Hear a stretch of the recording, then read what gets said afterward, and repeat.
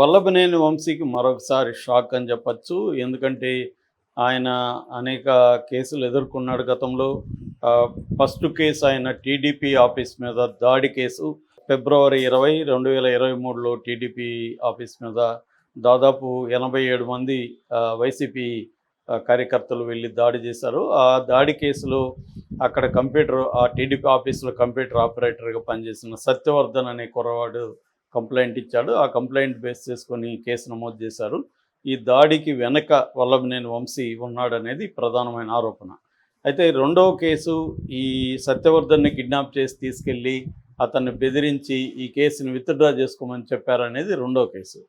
So దాంట్లో అబ్బాయి SC కాబట్టి ఎస్సీ/ఎస్టీ అట్రాసిటీస్ యాక్ట్ కింద కేసు పెట్టారు.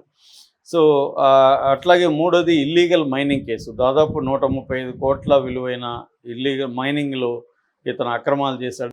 195 కోట్లు ఇతను లబ్ధి పొందాడు అనేది మూడో కేసు. 4 ఫేక్ హౌసింగ్ పట్టాలు, కంకిపాడు పోలీస్ స్టేషన్ పరిధిలో ఫేక్ హౌసింగ్ పట్టాలు ఇచ్చి లబ్ధిదారులకి పట్టాలు హౌసింగ్ ఇచ్చినట్టుగా డ్రామా ఆడాడు అనేది 4వ కేసు. అలాగే land grabbing case, land grab చేశాడు చాలా చోట్ల అని కూడా ఆయన మీద కేసులు. ఇట్లా మొత్తం 11 కేసులు ఆయన మీద ఇప్పటివరకు ఉన్నాయి. ఈ 11 కేసుల్లో ఆయన అరెస్ట్ అయ్యి దాదాపు 137 రోజులు వివిధ జైళ్ళల్లో ఉన్నాడు.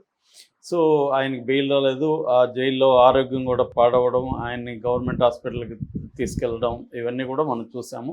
ఒక్కసారిగా ఆయన మనిషి మారిపోవడం కూడా మనం చూసాము. అంతకుముందు అంతా చాలా డైనమిక్గా హ్యాండ్సమ్గా ఉండే వ్యక్తి, తర్వాత సడన్గా మొత్తం జుట్టు నెరిచిపోయి సన్నగా అయిపోయి హెల్త్ ప్రాబ్లం ఏమైనా ఉందా అన్నట్టుగా అయిపోయింది.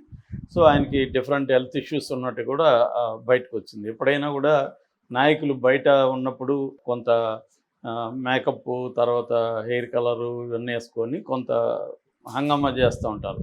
కానీ జైలుకి వెళ్ళినాక జైల్లో అన్ని వసతులు ఉండవు. రోజు లేకపోతే వారానికి ఒకసారి రంగు వేసుకోవడం ఇవన్నీ కూడా కష్టం కావచ్చు. రెండోది వాళ్ళు కూడా ఎట్లాగో జైల్లో ఉన్నాం సింపతి అన్న రానని కొంత అనారోగ్య వ్యవహారాలను కూడా కొంత బ్లోఅప్ చేసి చూపించడం కూడా కనపడుతుంది. ఎందుకంటే సింపతి ఫ్యాక్టర్ ఉంటుంది జనంలో.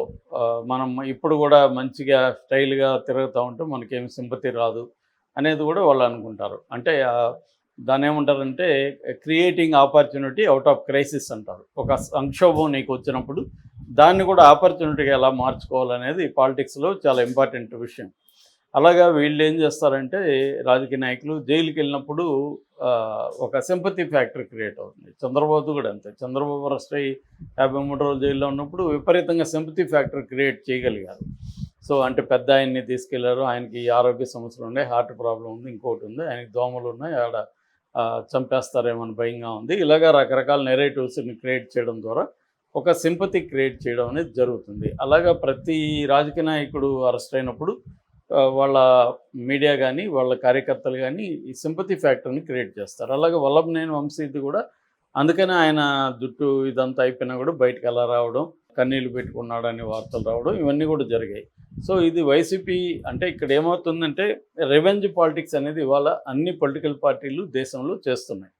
దీనికి ఏ పొలిటికల్ పార్టీ కూడా ఎగ్జంప్షన్ లేదు. ప్రతి పొలిటికల్ పార్టీ తమను వేధించిన ప్రభుత్వాన్ని లేకపోతే పొలిటికల్ పార్టీని తాము అధికారంలోకి వచ్చినాక రివెంజ్ అనేది తీర్చుకోవడం అనేది జరుగుతుంది. అలాగే లోకేష్ కూడా వాళ్ళ యువగలం పాదయాత్రలో రెడ్ బుక్ పెడుతున్నాను, దీంట్లో అందరివి రాసుకుంటున్నాను, మేము ప్రభుత్వంలోకి వచ్చినాక ఒక్కొక్కటి వ్యవహారం చూస్తామనేది అన్నాడు. అతను అనడానికి కారణం ఏంటంటే